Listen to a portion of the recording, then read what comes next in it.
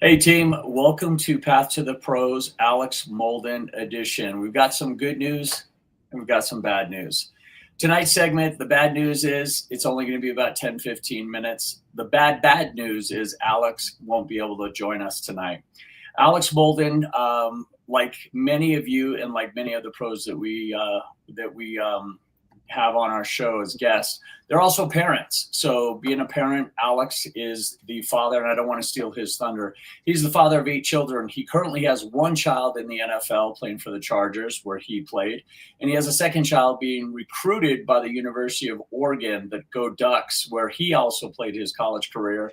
And he actually has a defensive coordinator coming over tonight, kind of an unannounced trip. And Alex is a wonderful man with strong integrity, and he felt bad about canceling on us tonight. So the good news is we're going to have Alex back on the show, and we'll be sure to let you know. And I'm looking in the room here, and it looks like we have about 10 to 12 Duck fans. So sorry to disappoint you guys. Alex is a legend in the NFL as well at the University of Oregon. But so what we're going to do here tonight is a little different. We're just going to kind of shoot from the hip. This is kind of a curveball. And we're just, again, this is only going to be about 10 or 15 minutes. I don't want to flatter myself and think anybody wants to hear me talk for anywhere from a half hour, 45 minutes to an hour. But I really want to emphasize something that is important in how Aaron and I came up with Path to the Pros. And that is, we constantly deal with high school athletes and their parents and high school coaches and JUCO. And one of the biggest and first questions we get is, what does it take to get to the pros?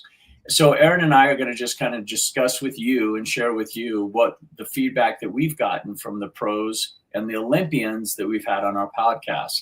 Alex was actually on our podcast earlier this week, and that will be released in the next couple of weeks. But for right now, what I want to do is I just want to kind of pull back the curtain on what it is to be a parent like Alex is, because family is always first. I think we can all agree on that. So my first question is going to be for Erin, and Erin is a mom, and she can give you a little backstory about how she came to being co-founder of Blueprint to Blue Chip. But first and foremost, she's a mom, and she had some news this week. Erin, welcome to the show. Why don't you share with the audience who you are and what news you had this week? Awesome. Well, thank you. Again, we so respect and appreciate Alex and his dedication, first and foremost, to his family. What an exciting time for him and Absolutely. his son. Just absolutely unbelievable. So, yes, as I came, my angle really with Blueprint to Blue Chip is the parent angle, is the mom angle. As many of you know, I'm the proud mom of two high school athletes, both at various stages of their life and careers within high school sports. And my daughter, she's wrapping up her high school softball career. We had that big milestone. Last game was yesterday. Lots of tears were shed. She's super excited to be moving on. Peyton, I'm super proud of you. If you're watching, mom loves you very much.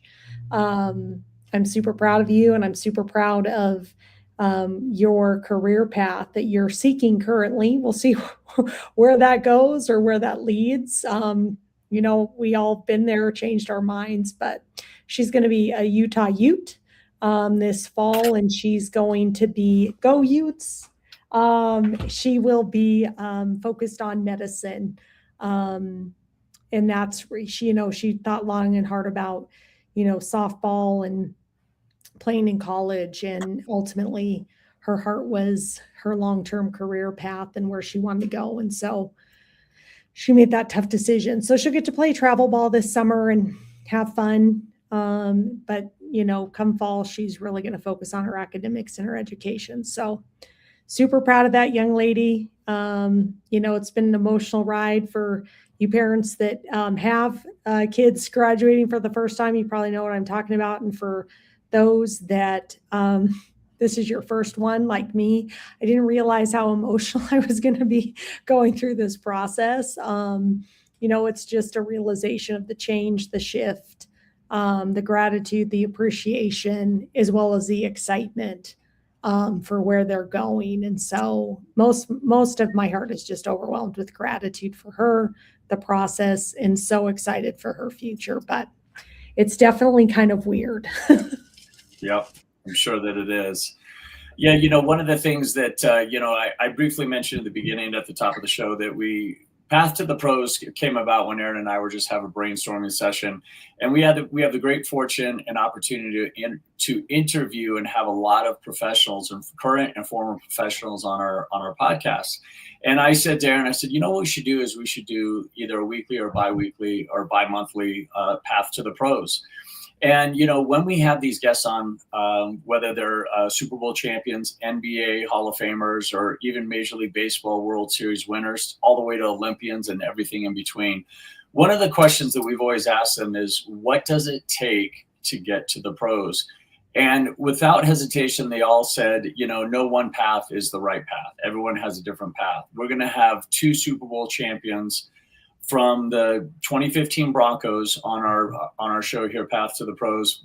One actually, I believe, only played his senior year, and then he went to JUCO, and then he went to a strong ACC school. The other one was a highly recruited high school athlete, All-American, played at USC under Pete Carroll, where he won a national championship. And then when Pete Carroll went on to the pros to win a Super Bowl with the Seahawks, he actually transferred to Tennessee. We'll leave the names out of it simply because these are 2 guys that both men have 2 Super Bowl rings. They took 2 entirely different paths. And one thing they both agree on is something that Aaron and I have talked about quite often is there are no shortcuts. You can't cut corners, and you have to really embrace the process or embrace the suck.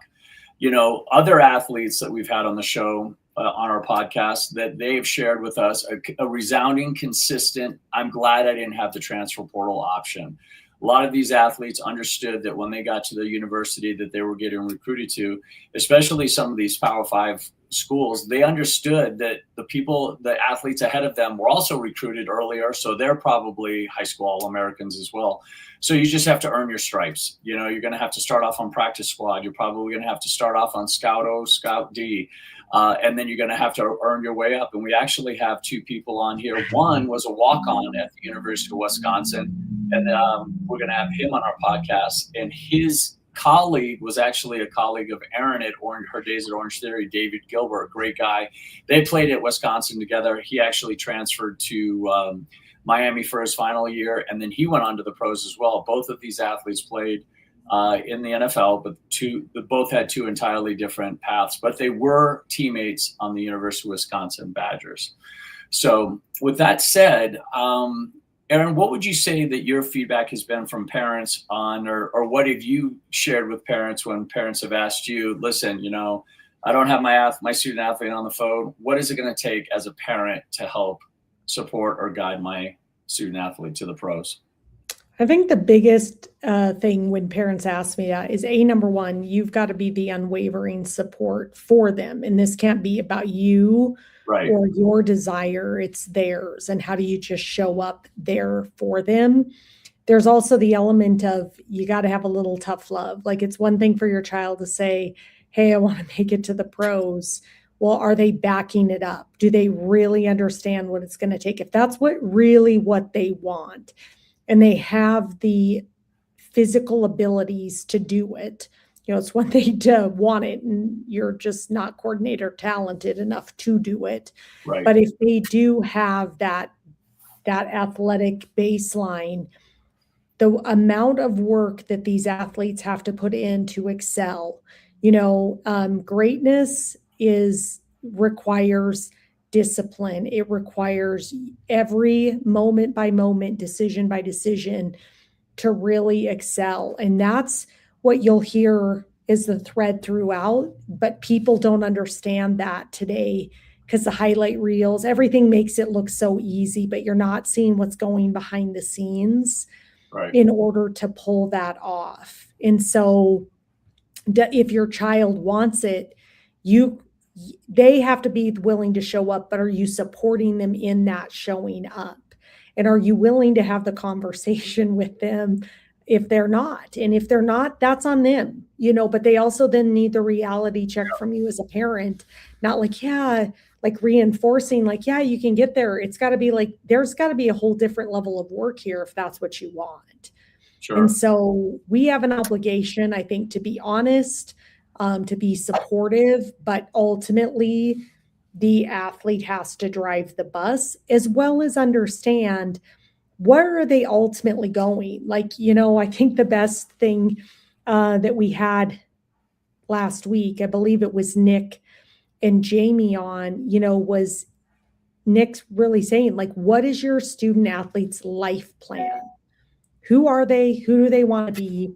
And how is athletics one piece of the puzzle to help them get there? And how do you help paint that picture with them and support them along that journey? Exactly. Another question that we get from a lot of parents as well as student athletes is, can I make it to the pros if I don't go D1? And the answer is absolutely. With the advent of social media now and the resources that you have, if you're good, they're going to find you. No question about it. They're going to find you. And one of the things that we instill in our athletes as well as the families is you're going to have to take initiative and you're going to have to do the work. You're going to have to put together your highlight reel. You're going to have to reach out to those coaches at the college level. And then in college, you're going to have to do it again by reaching out to scouts, NFL scouts and so forth, get some invites to pro days, get some invites to the combine. Again, I'm speaking purely about football. That's a lot of my experience, but it's not to say that it can't be, with any other sport, whether it's volleyball, golf, et cetera, et cetera. And one of the things that we also try to stress to our athletes is sometimes the pros, you get burned out. We see it all the time with athletes. There's two forms that Aaron and I have discussed with other pro athletes, and that is we have seen just countless athletes that have had tremendous amount of talent, but they just were their own worst enemy, and they just kind of get washed out of the sport, and they just go on to do other things. And that's okay. We also have athletes, I use my brothers as a case in point. My brothers were, starting, they were high school All-Americans. They went on to play at San Diego State, left and right tackles. Matt started as a true freshman, and they were blocking for Marshall Faulk back in the early to mid 90s. And their senior year, when the NFL called, said, where are you going to be on draft day? Both of them said, we're done. We're done. It's like getting into 30 car crashes a night head-on collisions. And so every athlete has a different path. But the one thing you want to make sure is when you make that decision to pull the ripcord and you're done, make sure you're done. Zero regrets. Kind of leave everything out there on the field as you hear the cliche. So, we're super excited. We're going to continue to do these shows, Path to the Pros. And we're going to also do an Olympian division. We're going to do an Olympian version or episode where we talk to two gold medal winners that had two entirely different sports, two entirely different paths. And they're also just as intriguing as everything other guests that we've had on here that have made it to the NFL, MLB, and the NBA, even the NHL. So before we close out, we appreciate you joining us. Aaron, do you have any parting shots? I just want to thank everybody for going on this journey with us. Our whole goal is we just want to elevate the next generation of athletes. We want to support greatness and ensure that we leave a lasting impact in this world. And so we look forward to next week's episode. Alex is going to get back on. Congratulations to your son. Super excited for him to watch him. I mean, I can't imagine the excitement in your household, whether you've been at that level, played at that level, such a huge accomplishment for your son and for your family. And so we just are grateful to know you, to be a part of this journey with you, and for all the insights you offer. So he's going to be back on with us. We're excited about that, but we want to support him and family first and doing that work.